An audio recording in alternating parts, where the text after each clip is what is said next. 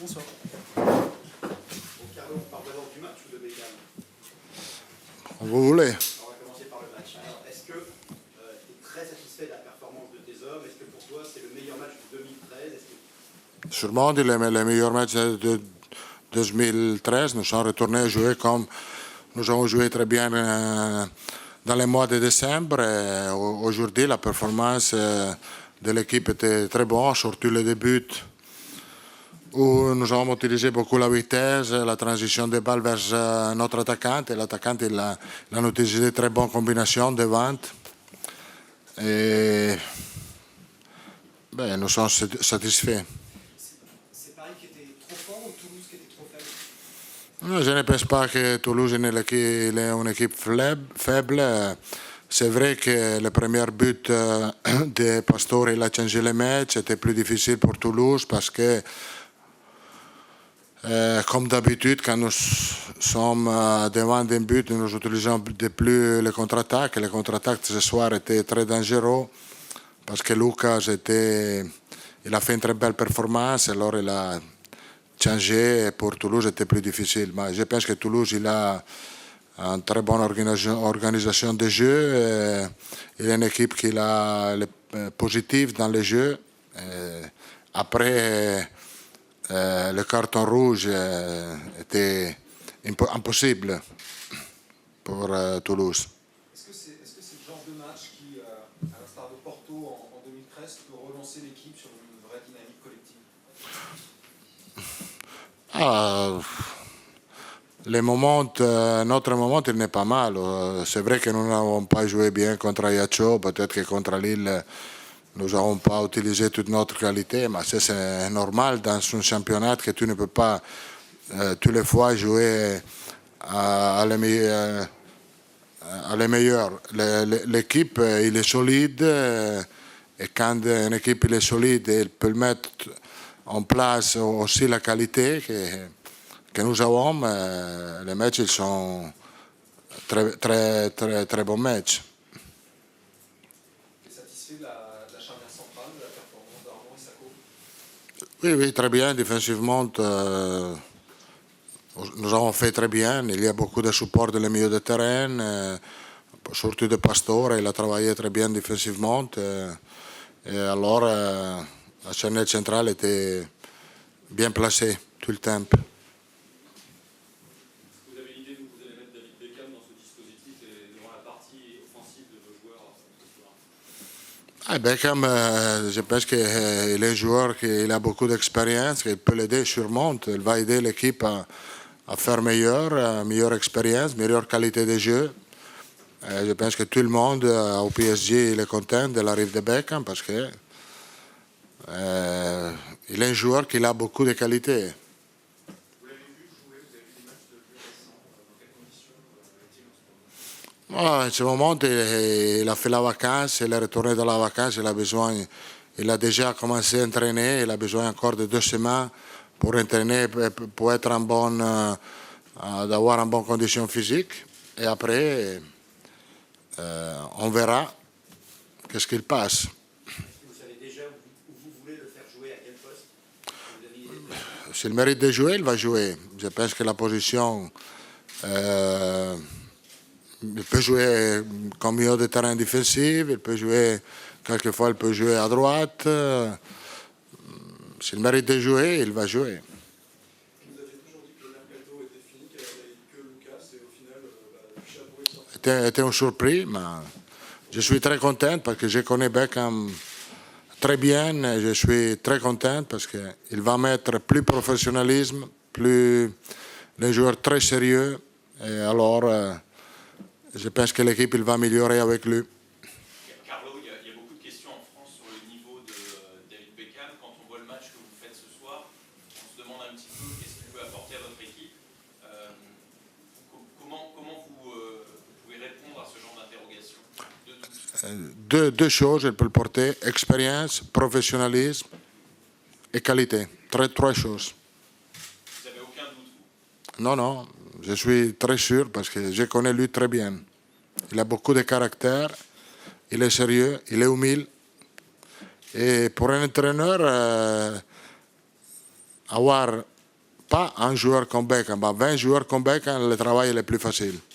Est-ce qu'il donne une autre dimension au Paris Saint-Germain? Non, pas d'autre dimension. Il va solo aider l'équipe nous avons un joueur de plus avec qualité, mais je ne pense pas qu'avec Beckham, le Paris Saint-Germain, il va changer de dimension. La dimension de PSG, il est très claire. Notre moment, il est bon et nous espérons de continuer ce moment. Tu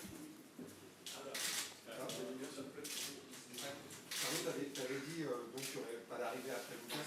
Est-ce que toi, tu es favorable à la suppression du mercato de janvier ou tu trouves que c'est une bonne chose pour les Non, je pense que c'est une bonne chose, surtout pour les joueurs qui n'ont pas possibilité de jouer, d'avoir une possibilité de trouver une place pour jouer. Ils sont partis beaucoup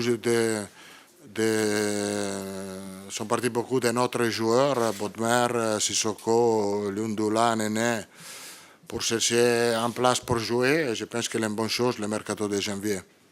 Depuis combien de temps vous êtes remis très sérieusement sur la piste de David Beckham? 2 semaines, 3 semaines? Vous avez déjà... Non, je pense qu'il était un travail qui a très bien fait le club, mais il était un choix de le dernier moment de le mercato.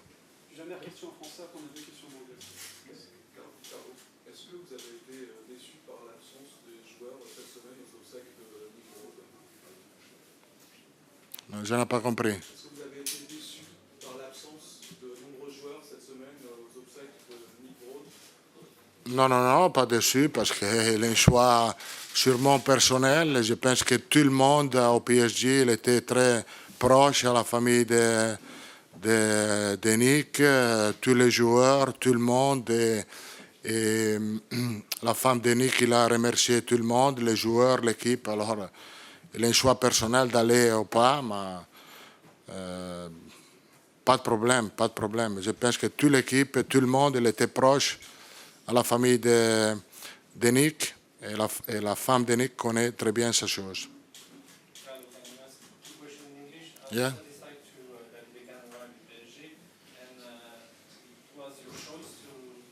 It was a choice of the club. Together, we decided that we had the opportunity to bring David here. We are really happy because I know him very well.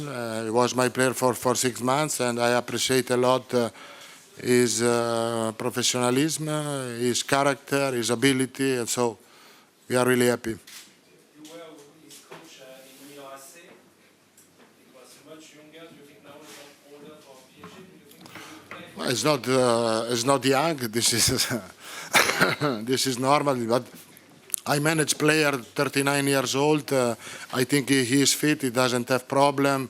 He didn't have injury in the past. And so it's true that he is 37 years old, but he feels younger, and so this is good.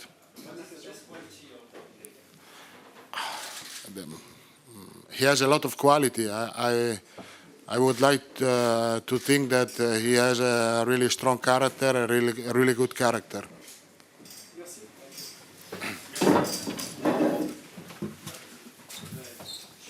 Bonsoir.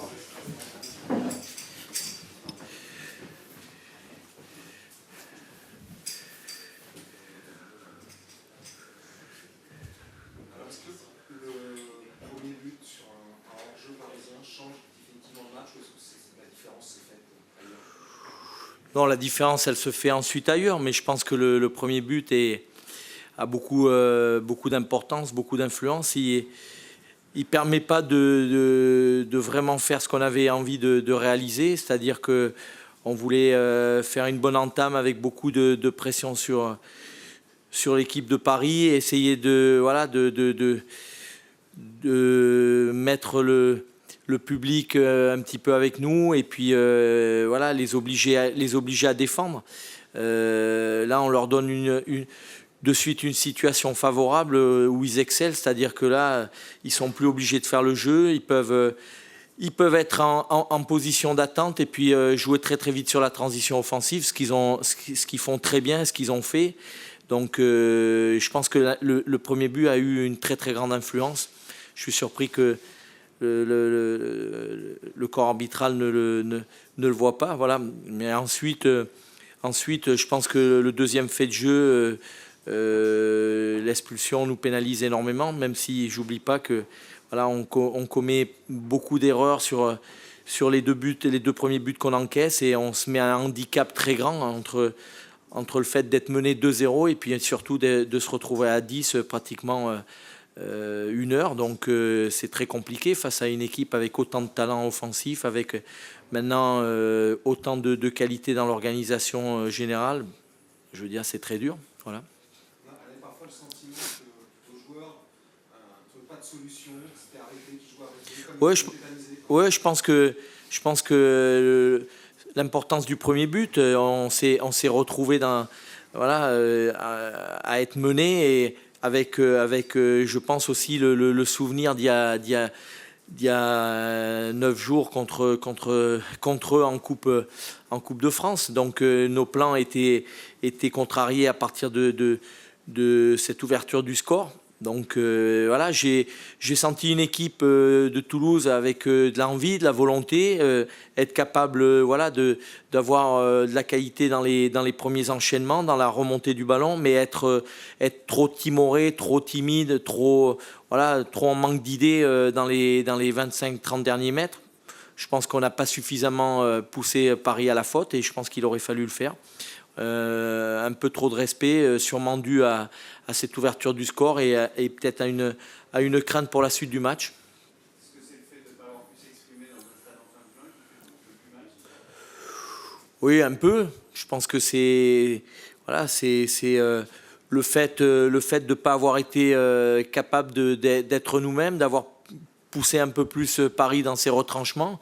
Et c'est ce qu'on avait envie de faire, c'est l'intention qu'on en avait, mais je pense que cette ouverture du score, elle a vraiment contrarié tout ce que l'on voulait faire. Voilà, c'est dommage que le soir où le stade est plein, on soit aussi peu capable de mettre l'équipe de Paris un peu plus en difficulté, même si il faut reconnaître qu'elle nous est largement supérieure, mais malgré ça, j'avais envie qu'on fasse un match de coupe, j'avais envie qu'on fasse un match sans complexe, avec beaucoup de détermination, de motivation, et puis un peu de fierté par rapport à ce qu'on avait vécu il y a quelques jours en coupe. Mais bon, d'être mené au bout de 3 minutes, ça a changé beaucoup de choses. La dimension d'une équipe comme Paris, ça peut limiter l'impact d'une telle défaite? Ça peut Limiter l'impact de la défaite? Vous savez, on ne peut pas être ni content, ni satisfait, ni heureux ce soir, même si c'est Paris en face. Bon, 4-0 à domicile, ça fait mal quand même. Je veux dire, voilà, même si en face, on s'aperçoit qu'on a une équipe qui est en train de naître et qui a un potentiel digne des meilleures équipes européennes. Mais je veux dire, on doit être capable de mieux faire. Voilà, je vais pas épiloguer sur l'erreur arbitrale du premier but, mais on commet beaucoup d'erreurs. Voilà, sur le plan défensif. On manque sûrement de rigueur sur certaines situations où on doit beaucoup mieux défendre que ça. Et puis ensuite, on se pénalise trop par manque de maîtrise au niveau de nos émotions. Alors on doit être capable, même face à des adversaires qui vous frustrent parce qu'ils sont bons, parce qu'ils tiennent bien le ballon, parce qu'ils vous posent des problèmes dans cette tenue du ballon. On doit être capable de mieux gérer nos émotions, et puis de pas se mettre de handicap comme on l'a fait ce soir et comme on l'avait fait contre l'Olympique de Marseille il y a quelques temps. Un mot sur votre pari de titulariser Emmanuel Denot. Oui. Vous avez pensé de sa performance? Écoutez, Emen a voyagé toute la nuit. Le président avait tout mis en œuvre, et je l'en remercie pour qu'il soit là.